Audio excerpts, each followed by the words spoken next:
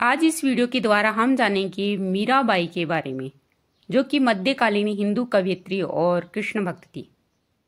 वे कृष्ण भक्ति की उपासक थी और मीराबाई अक्सर मंदिरों में जाकर कृष्ण की मूर्ति के सामने नाचती रहती थी। मीराबाई की कविता में रूप, रस और ध्वनि के प्रभावशाली बिंब है।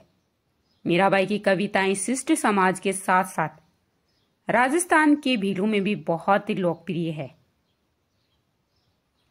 मीराबाई को राजस्थान की राधा कहा जाता है। ये वही मीराबाई हैं जिनके ससुराल में राणा सांगा और महाराणा प्रताप जैसे सूरवीर योद्धा हुए। इन्हें मीराबाई ने हंसते हंसते विष का प्याला पी लिया था।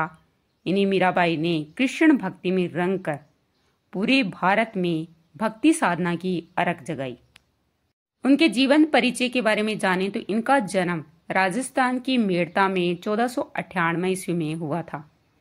इनके पिता का नाम रतन सिंह था, जो कि एक छोटे से राजपूत रियासत के राजा थे। मीराबाई की माता का देहांत हो जाने के बाद में उनकी परवरिश उनके दादा राव दूदाजी ने की थी। मीराबाई का विवाह 1516 में मेवाड़ के महाराणा सांगा के ज्येष्ठ पुत्र भोजराज के साथ में कर दिया गया था, लेकिन दुर्भाग्य से विवाह के 7 वर्ष बाद ही कुंवर भोजराज का देहांत हो गया। मीराबाई का मंदिर चित्तौड़गढ़ में बनवाया गया था। मीराबाई की भक्ति चारों तरफ फैलने लग गई थी। ऐसा माना जाता है कि मीराबाई के बचपन में एक घटना हुई थी जब वे 7 साल की थी। इस घटना की वजह से उनका कृष्ण प्रेम अपनी चरम अवस्था तक पहुंच गया था। एक दिन उनके पड़ोस में किसी बड़े आदमी के यहाँ बारात आई। सभी औरतें छत पर खड़ी होकर बारात देख रही थी। मीराबाई भी बारात देखने लगी। बारात को देख मीरा ने अपनी माता से पूछा कि मेरा दूल्हा कौन है। इस पर उनकी माता ने कृष्ण की मूर्ति की ओर इशारा करके कह दिया कि यही तुम्हारा दूल्हा है। बस ये बात मीरा के बाल मन में गांठ की तरह बंध गई। तभी से वे कृष्ण को अपना पति मानने लग गई। मीराबाई जब वृंदावन में गई थी तो उनकी भेंट संत रविदास जी से हुई। मीराबाई ने उनको अपना गुरु बनाया और उनसे शिक्षा ग्रहण की। मीराबाई का अधिकांश समय सत्संग और भजन कीर्तन में व्यतीत होने लग गया था। और बाद में जो उनके ससुर थे महाराणा सांगा, उनका भी देहांत हो गया। मेवाड़ में अब राणा सांगा की मृत्यु के बाद में रतन सिंह शासक बने और रतन सिंह के बाद में विक्रमादित्य बने। विक्रमादित्य जो है वो शैव धर्म की पूजा करते थे और मीराबाई वैष्णव धर्म के प्रति उनकी अटूट आस्था थी। वो कृष्ण भगवान की पूजा करती थी। दिन रात मंजीरा लिए कृष्ण भक्ति में लीन रहती थी। ना तो उनको अपने परिवार की सुधि, ना ही समाज से कोई लेना देना। सारा सांसारिक सुख त्याग कर वे अपने आप को कृष्ण भक्ति में लीन कर लिया था। भगवान कृष्ण की अनन्य भक्त मीराबाई बन गई थी। मीराबाई के बाल मन में कृष्ण की ऐसी छवि बसी थी कि किशोर अवस्था से लेकर मृत्यु तक उन्होंने कृष्ण को ही अपना सब कुछ माना। बचपन से ही वे कृष्ण भक्ति में। विक्रमादित्य राणा बनते ही इनको कई बार मारने का प्रयास किया। इनको विष का प्याला देकर भेजा। मीराबाई ने भगवान को भोग लगाया और दूध का प्याला जिसमें विष था पी लिया, लेकिन उनको कुछ नहीं हुआ। फिर विक्रमादित्य ने इनको मारने के लिए टोकरी में सांप को भेजा, जो फूलों में बदल गया था। मीराबाई को भगवान कृष्ण ने हमेशा बचाते रहे। मीराबाई पर जुर्म बढ़ते ही जा रहे थे, लेकिन मीराबाई की कृष्ण भक्ति कम नहीं हो रही थी। फिर उन्होंने महल को ही छोड़ दिया तथा भक्तों के साथ में वृंदावन चली गई।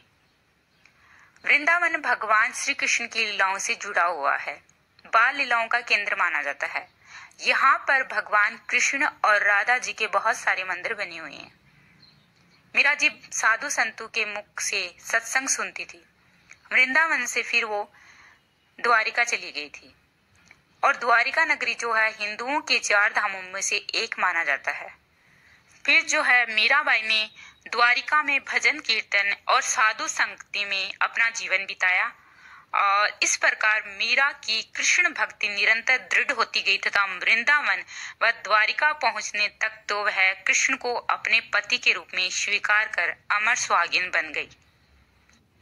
और ऐसा माना जाता है कि जब वे द्वारिका में थी तो इस बीच उसके चचेरे भाई जयमल राठौड़ ने, जो वापस मेड़ताप की गद्दी पर बैठ गए थे, मीरा को द्वारिका से बुलाना चाहा, लेकिन मीरा ने द्वारिका नहीं छोड़ा। ऐसा कहा जाता है कि अंत में जयमल ने कुछ पुरोहितों को भेजा, जो मीरा के द्वार पर धरना देकर बैठ गए। जब मीरा मंदिर में गई और एक भजन गाया, जिसका अर्थ था कि हे प्रभु, मैं इस पुनीत धाम को कदापि नहीं त्याग सकती, ये मेरा प्रण है। साथ ही अनजाने में इन ब्राह्मणों की मृत्यु से ब्रह्म हत्या का दोष भी लगेगा। उपाय करो जिससे कि मैं अपनी प्रण को भी बचा सकूं और ब्रह्म हत्या का भी पाप ना लगे। ये मीरा के जो है वो प्राण फकीर उड़ गए थे और द्वारिकाधीश की प्रतिमा में वे विलीन हो गई। मीराबाई का देहांत द्वारिका में ही हुआ था।